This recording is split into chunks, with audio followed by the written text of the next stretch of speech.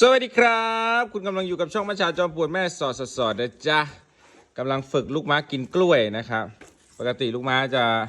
ตอนนี้ก็ดมๆเลียๆนะครับเอ้ยไอ้ควันนี้ก่อนให้ลูกเลียก่อนไอ้ควันนะนี่เอาลงแม่แย่งกินนี่แบ่งให้อันนี้ก่อนแม่เนี่ยกินอยู่แล้วนะครับเพราะว่าไม่งั้นมันก็ติดกล้วยนะครับแต่ลูกเนี่ยเราต้องฝึกนะครับเพื่อที่จะ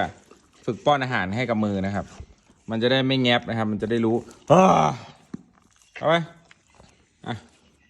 แม่แย่งกินไปเดี๋ยวให้ใหม่อย่าสิโอ้ตัวเองอยู่ในปากนะตัวเองยังไม่หมดเลย